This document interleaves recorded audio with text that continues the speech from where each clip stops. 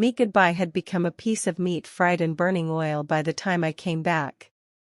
Arya said, "Your son is so sweet, I'll have eaten this little sweetie up before you return from work." I had thought she was only saying it in jest. Excuse me, Ms. Ella, we understand this is not easy for you right now. Please tell us the complete events in more detail. The accused, Ms. Arya, according to the expert examination conclusion, is mentally sound. Therefore, you must tell us everything. We are listening to you, please go ahead. We hadn't known each other for long. This woman moved in as a neighbor. She started coming over to our place frequently. She would ask for these things. We got acquainted, started conversing. From her way of talking and behavior, I understood that she loved children. Whenever she saw my little one, she would pamper him and play with him a lot. Every time she came, she would bring some kind of toy or something. She also invited us to her house. We found time and went to the woman's house. She welcomed us warmly. It turned out she lived alone. Because she rented the house, she hadn't paid much attention to many of her things, but there were all sorts of toys for children to play with. For my son, that place was a new playground. Soon my son also got used to her and became attached. I was unemployed because I was taking care of my child. Occasionally, money came from my husband, but recently he stopped sending it. I started needing money more, and I began looking for a job. Because I hadn't perfectly mastered any specific profession, I was even willing to work as a secretary. I found a job from newspaper ads and called, saying I needed the job. The employer said to come for an interview. I agreed. But there was one problem: I needed to leave my son Jack with someone. Then, for the first time, the neighbor woman Arya came to mind. So I went to her and asked if she could watch Jack for 3 or 4 hours the next day, explaining that I had found a job and was called for an interview. Arya seemed somehow inwardly happy and agreed. I heard this and was glad. The next day came. Jack was 1.5 years old, but if you put entertaining toys in front of him, he would sit and play quietly. I took the child to the neighbor's house. I gave her his food and diapers, and also explained the times for feeding and changing. Arya *. Don't even say such a thing. I take good care of children. Looking at his cuteness, you might just want to eat him up, but of course, I feel pity for him, she said. I took her words sincerely and laughed lightheartedly, then left. I arrived at the workplace. There were many women who had come for the interview. I didn't get a chance for the interview, they told me to come back tomorrow. Hearing this, I returned home disappointed. About 4 or 5 hours had passed. I went straight to Arya's apartment. I knocked on the door. I stood and waited, then started to feel embarrassed. I knocked again, harder, and called out. The door opened ***. Weren't you going to open the door? I was starting to get embarrassed, I said. The woman seemed slightly flustered. I asked if my son was okay ***. Oh, yes, of course. Here is your son, she said.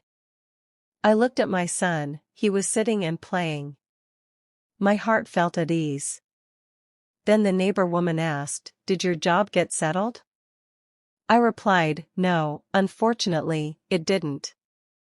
I have to go again tomorrow, we didn't get through today. You can leave your child with me tomorrow as well." "I'll be home tomorrow too," she said, ***. Actually, I wanted to say what was on my mind.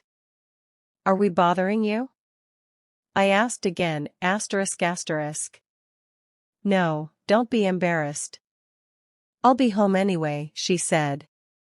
I was happy, took my child, and went home. I started preparing for the next day.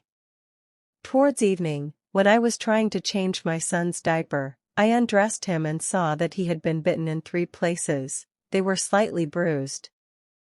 When I touched them, my child started to cry as if in pain. I applied medicine and cared for him. Morning came and a new day began, asterisk asterisk. I needed to go to work, but I didn't want to leave Jack with Arya because she had bitten the small child. Can something like this really happen? I was astonished. But I needed the job and the money. My funds were gradually running out, and my needs were increasing, asterisk asterisk. My husband was in the military.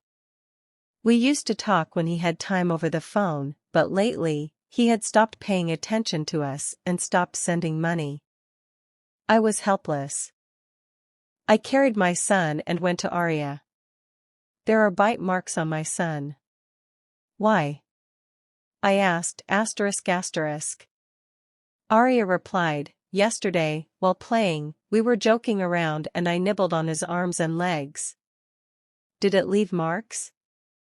I'm sorry, I sometimes joke around a bit roughly like that. Please don't do that. The child is still young, it hurts him, he suffers. I need to go to work, so I'm leaving my child with you again, I said, asterisk asterisk. Of course.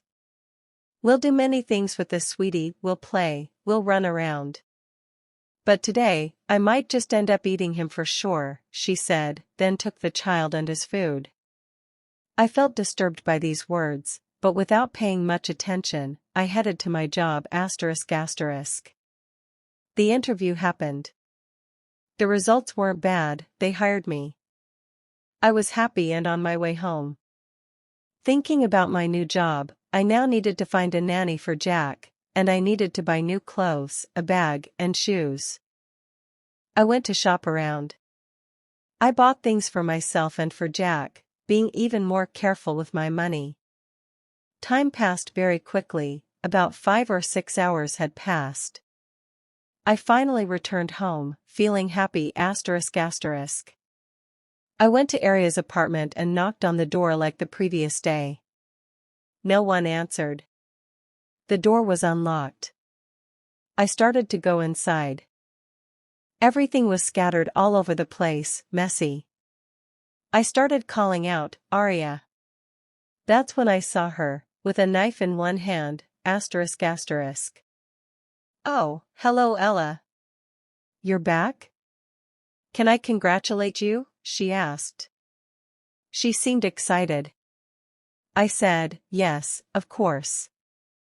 I got the job. Everything is great, the monthly salary isn't bad either. We talked for a while, I told her about my purchases. Finally, when the conversation lulled, I asked, where is Jack? Arya. Jack? Ah, Jack? Well. I ended up eating that sweetie in the end. He was so sweet, he said. I joined in her joke in a light-hearted manner. Did you save any for me? I missed my baby, I said. Of course. He's in the inner room, on the table, she said. My mind went blank. Her tone of voice was different. A cold sweat started running down my body. A kind of fear began to arise. I slowly entered the inner room. On the table, there was some roasted red meat and 2 different types of salad. My fear intensified. I went closer and looked. It was human child meat.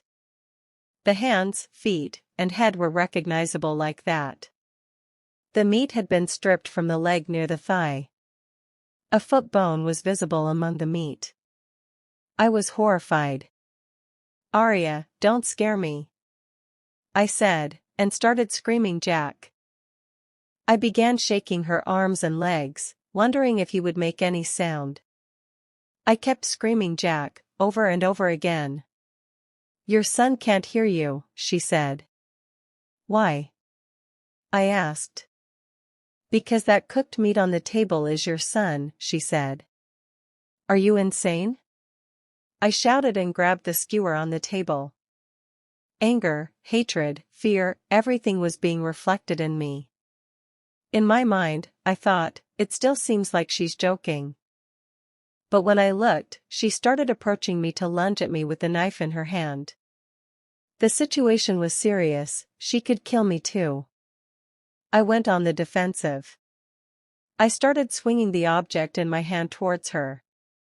She wasn't backing away. The situation was getting more serious. I started screaming for help. To attract people's attention, I started throwing the object in my hand at the window, breaking it, and started shouting loudly for help. I attracted the attention of the people outside. They started moving towards the house. Arya paused for a moment and then tried to flee. I moved myself to the window. The people outside saw me and started moving more actively, and they rescued me from the window. My mind was confused. I kept saying, "Please, my child is inside, save him."